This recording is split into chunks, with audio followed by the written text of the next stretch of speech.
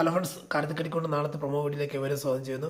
ഈ ചാനൽ ആദ്യമായിട്ട് കാണുന്ന ആരെന്നുണ്ടെങ്കിൽ ലൈക്ക് ചെയ്ത് സബ്സ്ക്രൈബ് ചെയ്ത് കാണാൻ വേണ്ടി കൂടി പറഞ്ഞുകൊണ്ട് വീഡിയോയിലേക്ക് കിടക്കാം. അങ്ങനെ നമ്മുടെ സുനന്ദേനെ സുഭാഷ് വിരുന്നിന് വിളിക്കുകയാണ്. അത് സംസാരിച്ചുകൊണ്ടെങ്കിൽ നിൽക്കുമ്പോഴത്തേക്ക് സുനന്ദ പറയുന്നുണ്ട്, ചേട്ടാ എന്നാൽ വൈകിട്ടത്തേക്ക് വരാമെന്ന് പറഞ്ഞ് പോവുകയാണ്.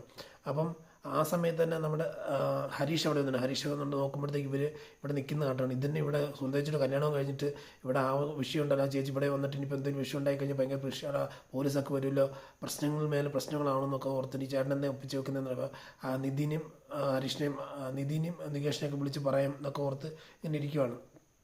അപ്പം തന്നെ സുഭാഷ് വിളിച്ച് പറയുന്നുണ്ട്, എടാ നിതിനും സുധീഷിനെ വിളിച്ച് പറഞ്ഞു വൈകിട്ട് സുനന്ദയ്ക്ക് ഒരു പാർട്ടി കൊടുക്കണം, അതുകൊണ്ട് നിങ്ങൾ പെട്ടെന്ന് വരണമെന്നുള്ള രീതി അവർ പറയുന്നുണ്ട്. അപ്പോൾ അതിൻ്റെ കൂടെ തന്നെ നികേഷിനെ വിളിച്ച് പറയുന്നുണ്ട്, നീ മാർക്കറ്റിൽ നിന്ന് വരുമ്പോഴത്തേക്ക് കുറച്ച് മീനും പച്ചക്കറി അതുപോലുള്ള സാധനങ്ങളെല്ലാം മേടിച്ചുകൊണ്ട് വരണം, അവർക്ക് വൈകിട്ട് പാർട്ടി കൊടുക്കണം, അതായത് വിരുന്ന് കൊടുക്കണം എന്നുള്ള രീതി പറയുന്നുണ്ട്. അപ്പം അതേസമയം അതിന് തൊട്ട് മുമ്പേ ഭാസ്കരൻ വന്ന് നോക്കുമ്പോഴത്തേക്ക് ഭാസ്കരൻ സുനന്ദയെ അവിടെ നിൽക്കുന്നതാണ്. ഇവിടെ ഈ കൊച്ചിന് ഇവിടെ വന്നേന്നുള്ള രീതിയിലൊക്കെ ചോദിക്കുന്നുണ്ട്. സുനന്ദ പോയി കഴിയുമ്പോഴത്തേക്ക് ഉടനെ സുഭാഷ് പറഞ്ഞു, അച്ഛാ ആ കൊച്ചു കുഴപ്പമൊന്നുമില്ല, ആ കൊച്ചു നമ്മുടെ ഫാമിലിയോട് നല്ല രീതിയിൽ സന്തോഷിച്ചോളൂ, അല്ല നല്ല ഹാപ്പി ആയിട്ടല്ലേ ഇരിക്കുന്നത്. പക്ഷേ അവരുടെ ഫാമിലി തന്നെ അങ്ങനെ നിൽക്കുന്ന അമ്മായിയും മകനൊക്കെ അല്ലേ അവിടെ വിഷയം ഉണ്ടാക്കുന്നത്, അതുകൊണ്ട് നമ്മൾ അതിനൊന്നും വലിയതായിട്ട് കാര്യമായിട്ട് എടുക്കണ്ട എന്നുള്ള രീതിയിൽ പറയുകയാണ്. അതൊന്നും പറഞ്ഞിട്ട് കാര്യമില്ല മോനെ, ഇപ്പം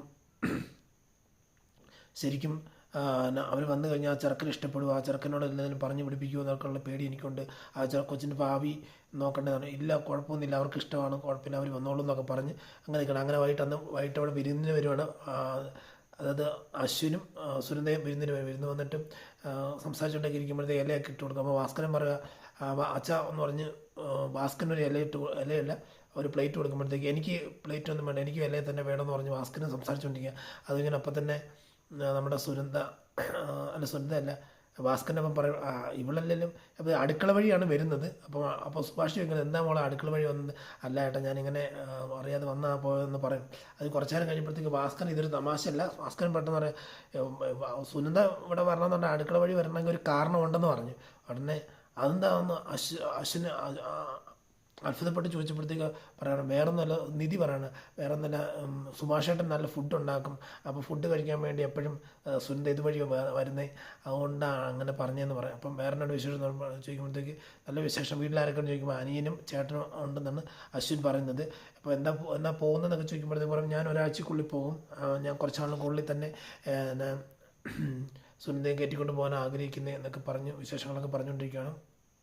എന്നിട്ട് അകത്ത് ചെന്ന് നമ്മുടെ സുധീഷും നിധി അകത്ത് ചെന്നിട്ട് ഒരു ഗിഫ്റ്റൊക്കെ കൊടുക്കുന്നുണ്ട്. ഒരു ഗിഫ്റ്റ് എന്ന് പറഞ്ഞാൽ ഒരു സാരി നമ്മുടെ സുനന്ദയ്ക്കും ഒരു വാച്ച് അശ്വിനും കൊടുക്കുന്നുണ്ട്. എന്നിട്ട് അവർ സന്തോഷത്തോടെ പറയും, നിങ്ങൾ ഇത്ര നല്ല സന്തോഷിച്ചിരിക്കുന്ന ഒരു ഫാമിലി നിങ്ങൾ എന്തിനാ ഇങ്ങനെ കല്യാണത്തിന് വരാണ്ടെന്നൊക്കെ ചോദിക്കുമ്പോഴത്തേക്ക് പറയാം, അത് അവരുമായിട്ട് അമ്മായിക്കായിട്ട് ചെറിയ വിഷയം, അല്ല അപ്പച്ചി കേട്ടോ, അപ്പച്ചി അമ്മായി അങ്ങനെ അരണ്ടക അവരടിച്ചിട്ട് വിഷയമായിട്ട് നിൽക്കുകയാണ്, അതുകൊണ്ട് മാത്രമാണ് ഇങ്ങനെ വരാണ്ടിരുന്നതെന്ന് പറയും. എന്തായാലും കുഴപ്പമില്ല എന്ന് പറയുമ്പോഴത്തേക്ക്, എന്തായാലും നിങ്ങളുടെ ബന്ധം ഈ കസിൻ ബ്രദേഴ്സിൻ്റെ ബന്ധം നല്ലതാണ്, നിങ്ങൾ അങ്ങനെ തന്നെ കണ്ടിന്യൂ ചെയ്യണം, ഒരു കാരണവശാലും നിങ്ങൾ ഇത് ഡിസ്കണക്ട് ചെയ്യരുന്നുള്ള രീതിയിൽ അശ്വിൻ പറയും. അപ്പോൾ ഏതൊക്കെയാലും നാളെ ഞങ്ങൾ ഇറങ്ങും എന്നൊക്കെ പറഞ്ഞ് വിശേഷങ്ങളൊക്കെ പറഞ്ഞ് സന്തോഷത്തോടെ നമ്മുടെ അശ്വിനും നമ്മുടെ സുനന്ദ ഇറങ്ങുന്നുണ്ട്. സുനന്ദ പറയും, ഇടയ്ക്ക് വരാം, ബാക്കി കാര്യങ്ങളെല്ലാം സുഭാഷേട്ടൻ്റെ കല്യാണമൊക്കെ നടത്തണം എന്നൊക്കെ പറഞ്ഞ് സങ്കടപ്പെട്ട് ഇറങ്ങി പോകുന്നുണ്ട്.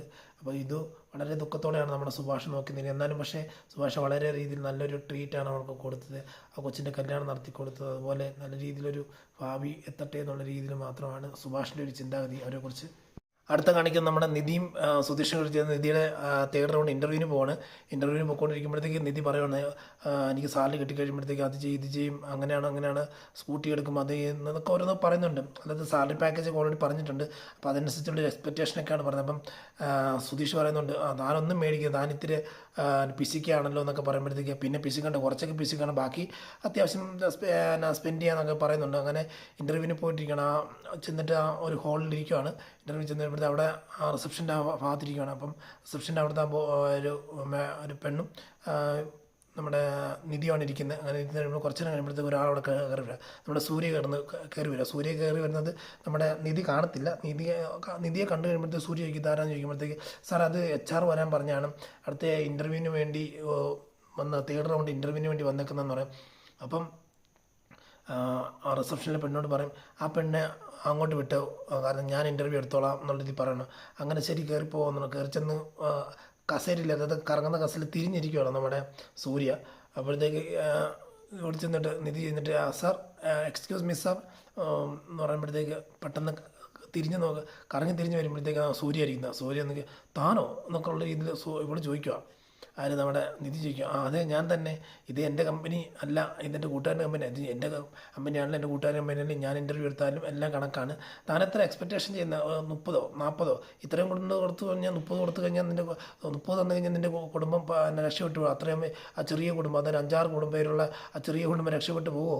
40 വേണോ അല്ല എത്ര വേണം, 1 ലക്ഷം വേണോ എന്ന്? ഇവിടെ തനിക്ക് വേറെ പണിയൊന്നുമില്ല, ഇവിടെ തനിക്ക് അത് വിട്ടിട്ട് വേറെ വല്ല പണിയൊക്കെ ഇല്ല, ഇപ്പോഴും തന്നെ വൈകിട്ടൊന്നുമില്ല, നീ എൻ്റെ കൂടെ വരുവാണ്, നീ എൻ്റെ കൂടെ ഒന്ന് പറഞ്ഞു തന്നാൽ മാത്രം മതി, ഞാൻ നിന്നെ ഓസ്ട്രേലിയ കൊണ്ടുപോയിട്ട് ഓസ്ട്രേലിയയിലൊരു കമ്പനിയിലെ MD ആക്കി മാറ്റാം, ഇവിടെ അവിടെ ഇൻ്റർവ്യൂ എടുത്താൽ മാത്രം മതി, ഒന്നും ചെയ്യേണ്ട ആവശ്യമില്ല, അല്ലാതെ ഇവിടെ കിടന്ന് കഷ്ടപ്പെടുന്നുണ്ട് കാര്യമുണ്ടോ, നീയൊക്കെ എന്നാ നന്നാകുന്നുള്ള രീതി പറഞ്ഞ് ഭയങ്കരമായിട്ട് അവഹേളിക്കുകയാണ്. ആ സമയത്ത് നിധി പറയുന്നുണ്ട്, നിൻ്റെ ഒരു ജോലിയും വേണ്ട, ഒരു കോപ്പം വേണ്ട, ഞാൻ പോവാ കാരണം എന്ന് പറഞ്ഞ് അങ്ങനെ വഴക്കുണ്ടാക്കിയിട്ട് ഇറങ്ങി വരുമ്പോഴത്തേക്ക് നമ്മുടെ സുധീഷ് ചോദിക്കും എന്താ പറ്റിയെന്ന് ചോദിക്കുമ്പോഴത്തേക്ക് അതൊന്നും പറഞ്ഞിട്ട് അല്ല, ഇനി ജോലിയൊന്നും കിട്ടത്തില്ല, പ്രതീക്ഷിക്കണം, ഇനി വേറെ വഴി നോക്കാമെന്ന് പറയുമ്പോൾ എൻ്റെ കാര്യം എന്ന് ചോദിക്കുമ്പോഴത്തേക്ക് മാത്രമല്ല, അവിടെ ആ ഇൻ്റർവ്യൂ ചെയ്യുന്ന HR സ്ഥാനത്ത് നിന്ന് ഇൻ്റർവ്യൂ ചെയ്യുന്നത് വേറൊരുത്തനായിരുന്നു ചെയ്തതെന്ന് ചോദിച്ചാൽ അതേതാണെന്ന് ചോദിക്കുമ്പോഴത്തേക്ക് വേറെ ഒന്നല്ല, ആ സൂര്യ അതെ ആ ഓസ്ട്രേലിയൻ കങ്കാരി അവനാണ് എന്ത് ചെയ്യുന്നതെന്ന് പറയുമ്പോൾ. അപ്പോൾ അത് പറയുമ്പോഴത്തേക്ക് ഒരു ചിരിയൊക്കെ നമ്മൾ സുധീഷ് ചിരിക്കെങ്കിലും പിന്നെ പെട്ടെന്ന് സുധീഷ് പറയുന്നുണ്ട്, ആ പോട്ടടോ നമുക്ക് വേറെ എന്തെങ്കിലും ചെയ്യാം എന്ന് പറഞ്ഞും തീർക്കുന്ന സിറ്റുവേഷൻ നമ്മളെ കാണാൻ സാധിക്കുന്നത്. അതുകൊണ്ട് വരും ദിവസങ്ങളിൽ ഇതുപോലെ എല്ലാ വരാനിരിക്കുന്ന സ്റ്റോറികളെല്ലാം ഞാൻ പറയാൻ ആഗ്രഹിക്കുന്നുണ്ട്. അതുകൊണ്ട് നിങ്ങൾ ചാനൽ കാണുകയാണെന്നുണ്ടെങ്കിൽ ചാനൽ ലൈക്ക് ചെയ്ത് സബ്സ്ക്രൈബ് ചെയ്ത് കാണാൻ വേണ്ടി ഒരിക്കൽ കൂടി പറഞ്ഞുകൊണ്ട് വീഡിയോയിൽ പറയുന്നു. Signing off. Thank you.